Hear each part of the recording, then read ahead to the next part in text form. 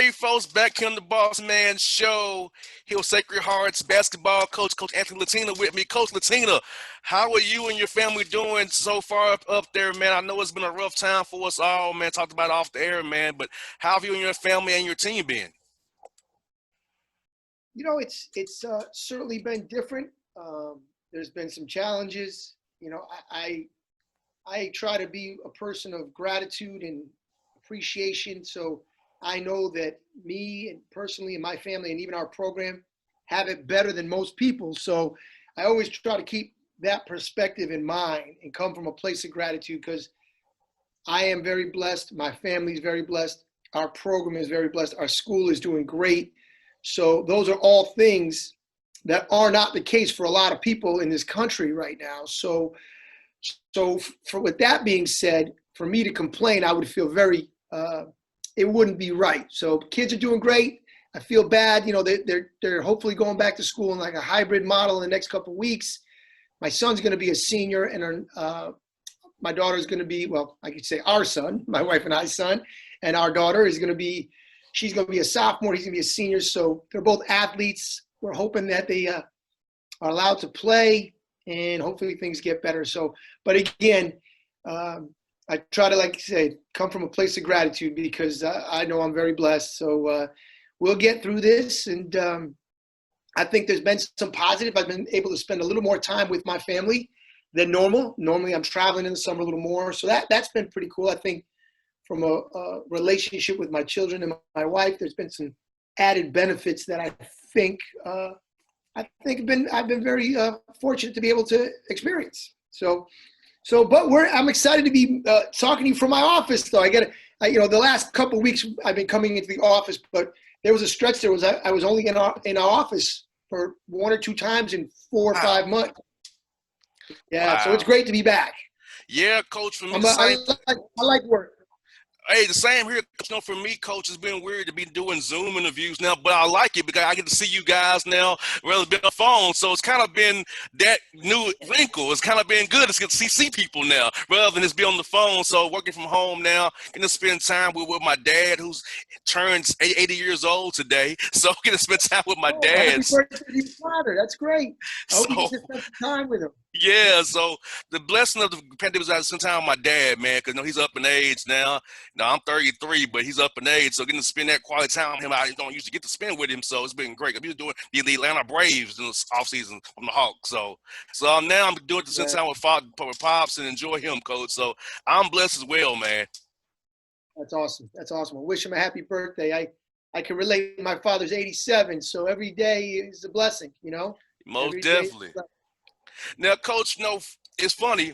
The NBA stopped on my birthday, March 11th, and so when everything went down, where were you and your team at, and how did you and your staff kind of map out what to do with your players after everything got canceled and everything was starting to shut down in March there around my birthday there?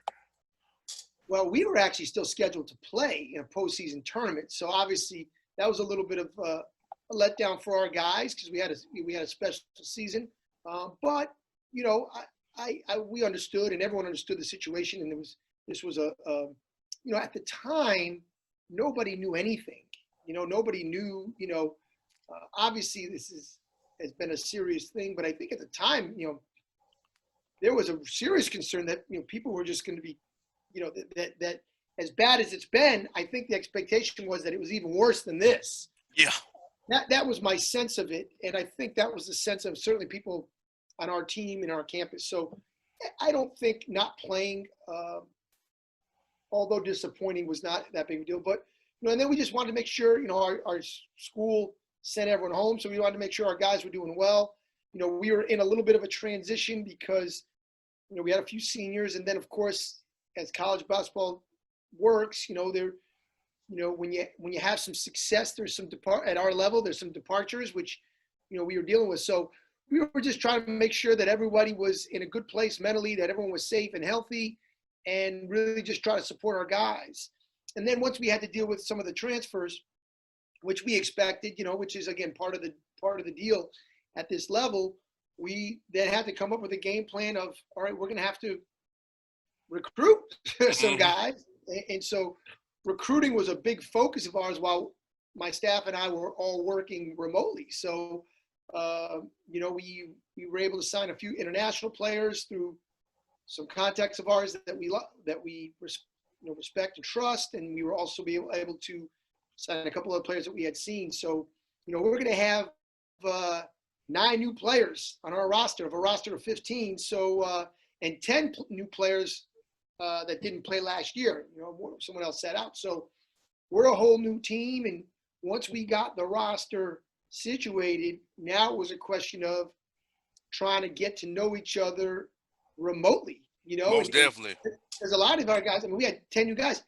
Out of the 10, 5 or 6 of those guys had never met any other player on our team face to face because they didn't go through the traditional recruiting process of an official visit and those kind of things. So most definitely, it was really, really an interesting, unique time. I've been coaching for 25 years and experienced nothing like that. I mean, even the recruiting process, doing virtual tours, virtual Zoom tours of campus and, things of that nature were it was great. I mean, I feel like I learned a lot. That's the interesting thing. There's been a lot of negatives, way more negatives than positive, but there have been some positives in terms of use of technology, Zoom. One of the things I with my kids, now my kids are older, again, one's going to be a senior, one's going to be a sophomore, my own children, is we should never have a snow day ever again. Now in the Northeast, that's something you deal with all the time. Obviously, I'm scared of snow, Coach. I'm scared of snow. Atlanta, snow shuts us down, man. Inch, we're done here.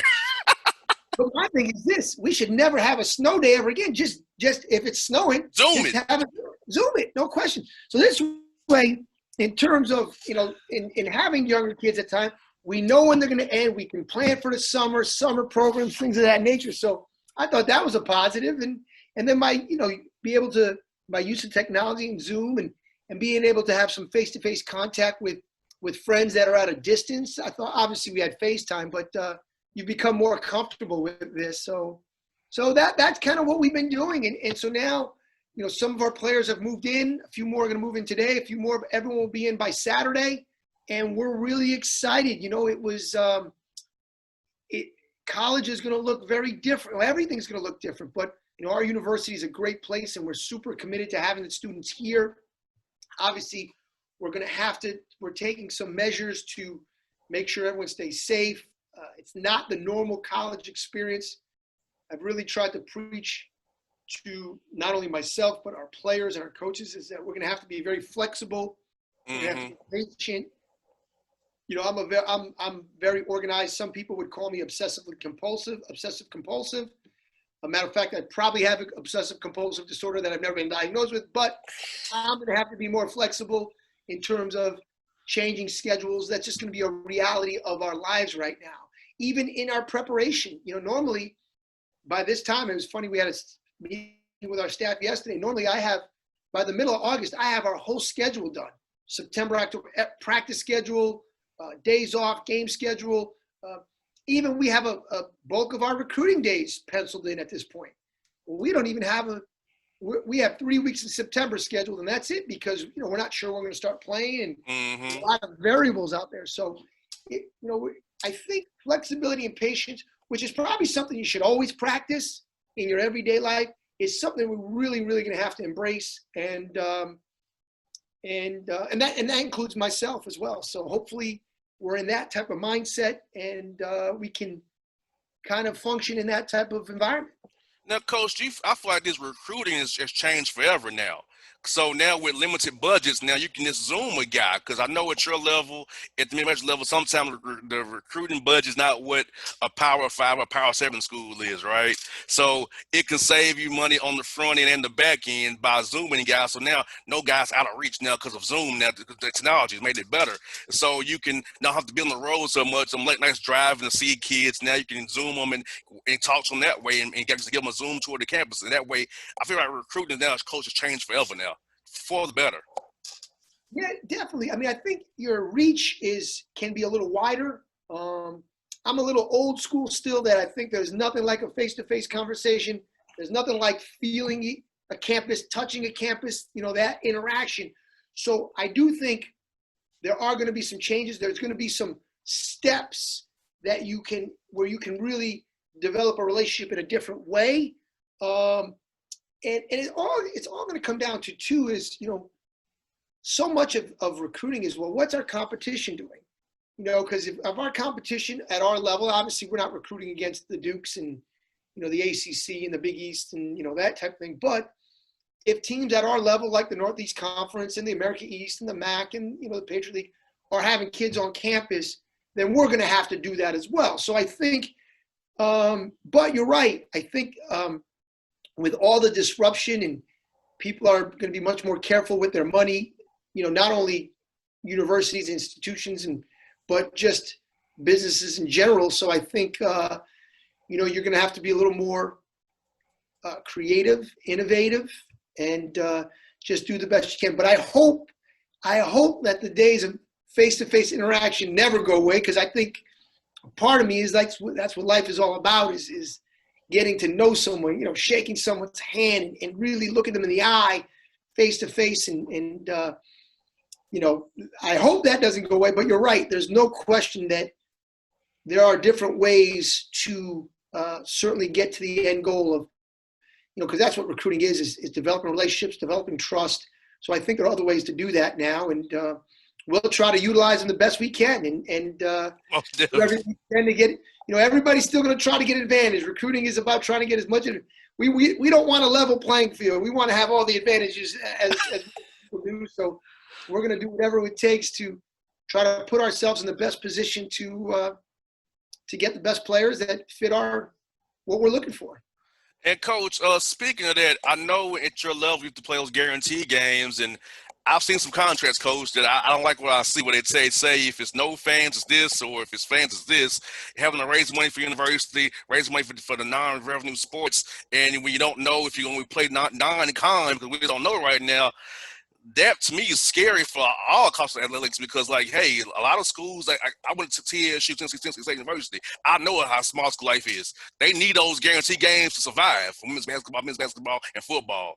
I know that a lot of schools that are smaller, they need that. So how do you feel about the possibility of not having those guarantee games to help fund the university right now? That is definitely a problem. There's no question. As a matter of fact, I was talking to our associate athletic director who's in charge of budgets, and she's the best. And we had a meeting. She said, "Where are we with guarantees?" I said, "Well, we don't know if we're going to play them, but yeah, that's a lot of revenue. Anywhere, at schools our level, it could be anywhere from $150,000 to $450,000. So I think the approach that certainly Sacred Heart University is taking, but I would say a lot is, we got to do whatever you got to do to get through this year. We know there's going to be a loss of revenue.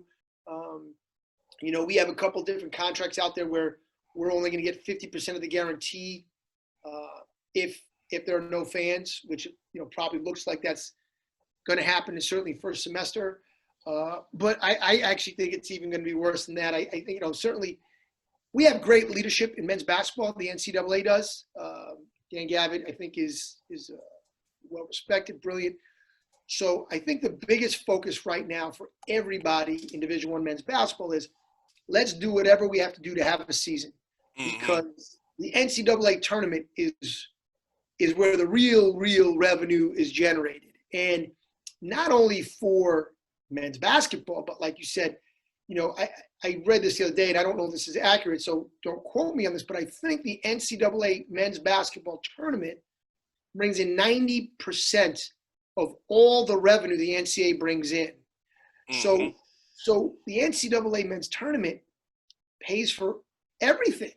People talk about football, and football makes a ton of money for individual schools. Like Alabama football makes millions of dollars for the University of Alabama. Michigan football makes millions of dollars. But the NCAA men's basketball tournament, that pays for everything. That pays for the Northeast Conference budgets and I would say outside the Power 7, I would say the Power 5 in the Big East, and I don't know who the seventh is. I'm trying to think, or maybe the American. The American, yep, the American. Yeah.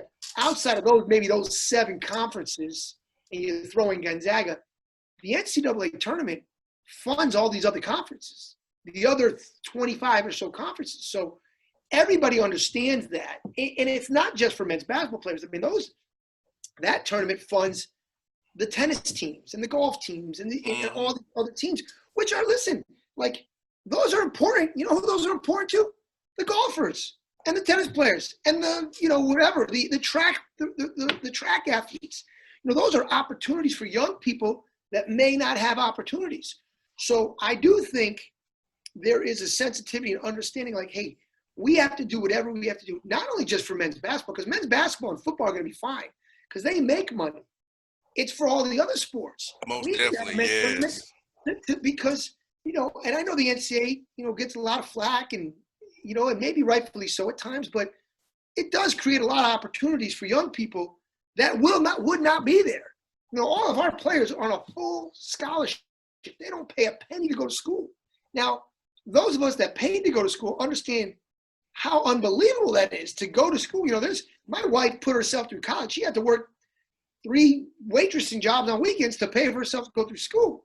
So when you can go to school for free, first of all, it creates so many opportunities. I mean, it can be life-changing. So we don't want those to go away. Those are opportunities for people that might not have otherwise had one. So I think the main focus, and again, everything is important and money is important, is to let's have some type of season so we can play an NCAA tournament so that the positive things that the NCAA does can continue.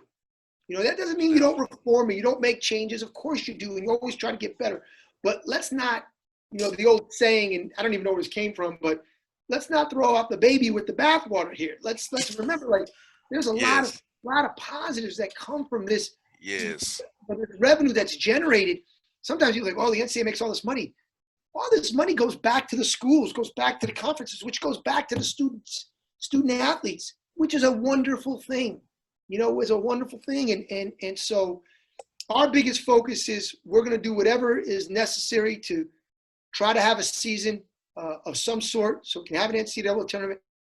Let's find a way to make it happen. Let's make the sacrifices that need to be made to make that happen. I think most coaches are in that, most basketball coaches are in that mindset, and then hope for the best. But again, I have the utmost confidence in not only Dan Gavitt, but also our NABC leadership, that we're going to do whatever it takes for the membership to make sure this happens and hope for the best. And again, at that point, we're going to have to be flexible. We're going to have to be super, super flexible. I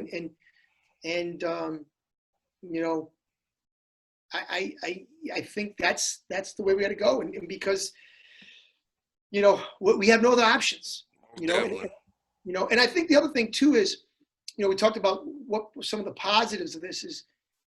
I think all of us, myself included, not just coaches, but just in general, there's a lot of things that we take for granted, that have taken for granted for so long. It's just and now we're like, wow, things can be changed. Things can change like that. Life can change like that. Boy, we had it pretty good. How many people would say, man, we would just love to get back to normal? Yes. Normal was pretty good for most of us. I mean, and again, that doesn't mean it was perfect. And obviously, a lot of things are going on in the world that are showing that life is far from perfect.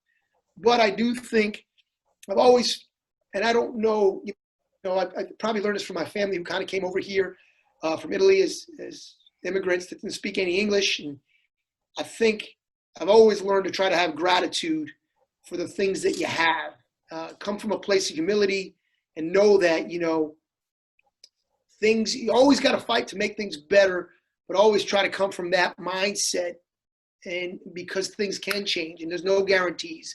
And so I'm really looking forward to trying to make this the best year possible for our team, our program, try to, do some positive things for our guys, have a great experience, make some positive changes. Always keep in mind and try to make things better, but understand that, if you're here on a full basketball scholarship at Sacred Heart University, which I think is a first-class, institution, and these guys are going to get a first-class education, we got to come from a place of gratitude. So I've used that word probably 50 times in the last. No, it's a great word. A great word, Coach. A great word. It was, There's an old saying, if we magnified our blessings as much as we magnified our disappointments, we'd all be a lot happier and we'd all be a lot more fulfilled. And so I'm really going to try to stress that, not only for myself, for my family, but my basketball family here as well. Let's magnify our blessings and let's make this work the best we can. And hopefully, people a lot smarter than me can figure this out and make things a little safer from the medical side, a little safer for people in our communities, in society. And let's all try to come from that type of place. There was a great line I heard. The other thing too is in this situation, I think sometimes people listen to respond to things. And I think one of the things that I've learned, and this is a line that I've heard multiple times in the last 6 months, is I think we need to start listening more to understand. Listen to people. Sometimes we're having a conversation and we're just listening, waiting for you to finish talking so I can respond, rather than say, all right, what is someone else saying? Especially when it comes to important things in life, is let's try to listen to understand a little bit. And if we do that, I think things will improve. Oh, definitely. And that's what we're trying to do. But I really appreciate having a chance to actually talk to you and look at you. This is a little different interview than last time. Yes. But that's kind of where we're at right now. And Coach, since George Floyd and things have happened here in Georgia, Ray Sharp, Brooks, and Brown Taylor, and Ahmaud Arbery, I've decided to use my show to help in the community. And Coach, I feel like I never thought I'd be in activism, Coach. I never thought I would get involved in that, but I felt motivated to do so because I'm 33, have a platform that reaches from Chattanooga through Macon, 1.1 million listeners beyond the digital platform. So I can affect changing people. And, being with the Atlanta Hawks and working around the Hawks players, I feel like I have a platform to give people a new perspective that, hey, we can do this together. My dad was a barber, Coach, so I've been doing people my whole life in the barber shop. He's a barber. My mama's a psychologist. So from day one, I've done different backgrounds from day one. I can do anybody, like any background, right? So knowing that, I've said I'm gonna still cover my sports, but also talk to people that make a positive change, because together, what's going on in the world, we're now talking about us coming together as one to find common ground, happy medium to just agree on these set of right and wrong principles to make things better for everybody, generation after us going forward. Because my dad's 80 years old today. I'm 33, so we got two different generations apart, pretty much age-wise. So I'm looking down the road, and he grew up in an area where it was segregated Atlanta. He could cross railroad tracks after dark, right? So he's lived these things, and I'm living a little bit differently than him. But I want to make it better for those after me, Coach. So that's where I feel like, this COVID gave me a chance, and things has happened where it's inspired me to use my platform for good and be better and help people be better going forward, Coach. Oh, no question. I mean, you said that. You couldn't have said that any better. That's what. Hey, listen, we all want the same things. Everyone wants to feel safe. Everyone wants to, have an opportunity.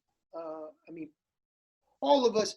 This is the thing that I always try to stress to our guys, and I've been blessed to play basketball. I grew up in a city. I grew up in Hartford, which was a very diverse city, and the one thing I find is people are a lot more alike than they are different. Yes. Right? We're all unique, but we're a lot more alike than we are different. And I think that doesn't mean we don't have different perspectives and different life experiences, because we certainly do.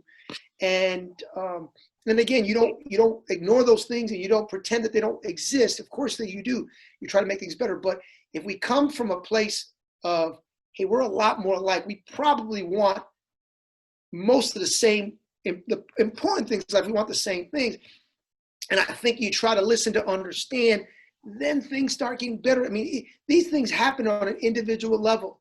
I think, as relationships develop and people see different people and they say, wow, he's a great person and that person's a great person, and this is not what I thought, and that's not what I thought, and stuff like that. I think things get better. So I'm a very optimistic person by nature, but I am super optimistic. I think when all this is over, coronavirus and a lot of the civil unrest, I think we're going to come out a lot better. I really believe that. I'm not one of these people that says, things are getting worse. I don't believe that. I think things are going to get better. I think things are getting better. I think the fact that things can be discussed now more freely than they ever were is a positive, you know? And I think now the one thing that we need to do is, because sensitive topics are being discussed much more freely, I think the empathy and understanding has to increase with that. Yes. Because now we are going to talk about things now that we didn't maybe talk about 25 years when I first started coaching. And in doing that, we have to all, and this is an individual thing, and I think everybody has to do this individually, is, hey, listen to understand, listen with empathy, listen with humility. Know that you don't know.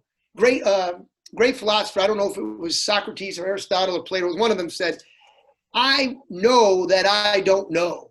And that's why, where the wisdom is that you know you don't know everything, and that you can learn something. You know, one of the things I'm stressing to my players is, you want to have a good day. There's 3 things you got to get better. You got to get better every day at 3 things. You got to become a better. You got to 3 different areas. You got to get better. Your body, that's physical, whether it's a workout, whatever. Your mind, all right, or your reading, and your soul. And that's different to a lot of different people. If you got better in those 3 areas today, that's a heck of a day. Yes, you know, indeed.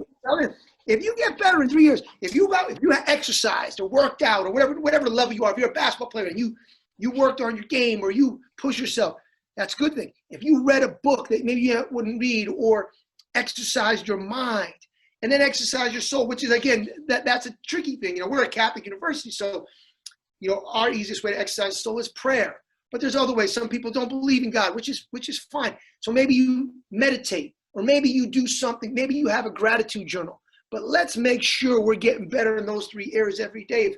If people are committed to doing those 3 things, we'll be a healthier society. We'll be in a more educated society, and we will be a more tolerant society. And then things are really going to get better. But again, I'm optimistic, and I think we're going to be better for this, all of this. I think most growth happens when you're uncomfortable. Yes. And a lot of us are very uncomfortable right now for a variety of reasons, whether it's your 80-year-old dad or my 87-year-old father not being able to. My dad goes to his club, his Italian club. He hasn't been there in 6 months. That, other than spending time with his family, that's his favorite thing to do. And he hasn't done that. And I have two older sisters, and I said, man, when do we think it's safe to let him go to there?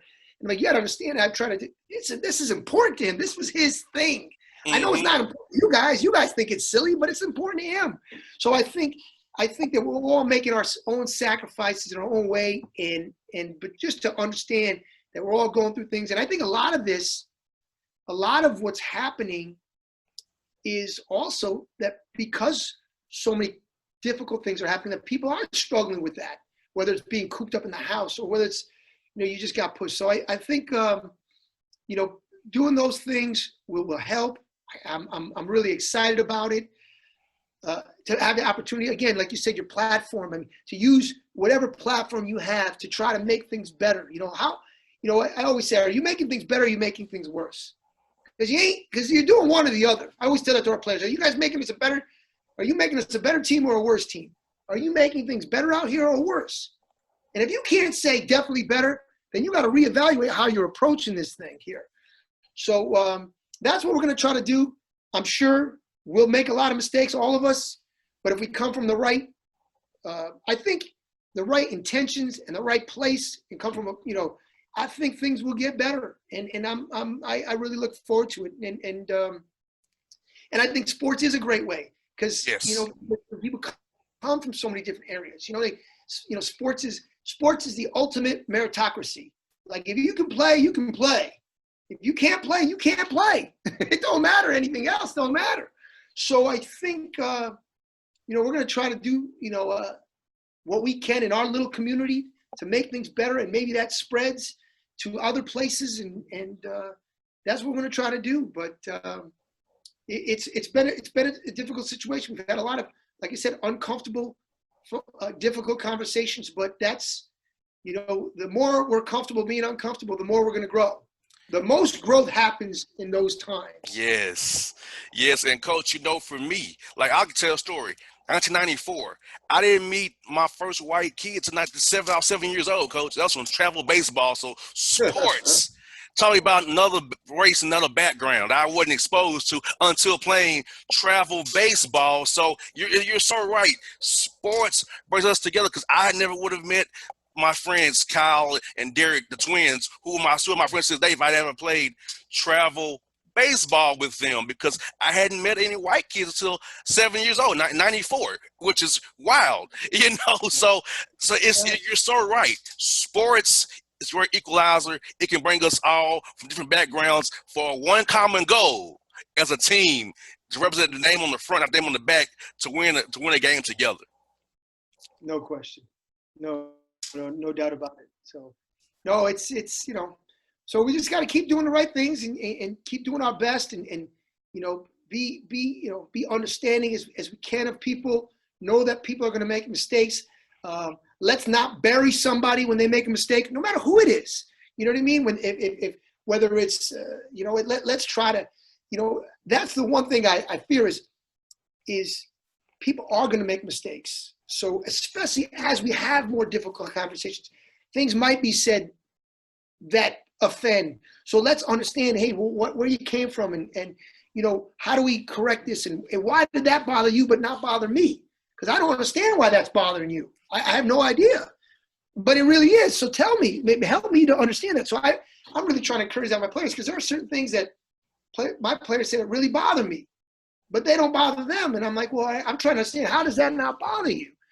So I think there's that part of it. And but again, I think when we all come back to, we're a lot more alike than we're a lot more different. Then boy, when we come from that place and that thought, you're right. We all want to be fulfilled, and we all want to be happy, and we all want to have opportunity. And those are universal. I don't care whether it's the United States of America or, the most remote island on this in the world. I mean, that's what people want, and that's what people need, and that's where people thrive. So, we got to all try to come to there, and it's not going to be easy, but it's worthwhile. You know what I mean? Definitely. And most things that are worthwhile aren't easy. Oh, definitely. Well, Coach Latina, this has been great to catch up with you, man, and see you, man. We can have this great conversation, man, about life and just how we can make things better, man, and how Sacred Heart's going to do their part, man. It's been enjoyable. We'll do this again real soon. We'll do another Zoom, coaches. I really enjoyed this, man. Anytime. I enjoyed it tremendously. You stay safe. Happy birthday to your father. Please, have a great day with him. And anytime, I would love to speak to you. I really enjoyed our time. Anytime, Coach. Hey, you be good, buddy. We'll do it again real soon, man. All right. Take care. All right. See you, buddy.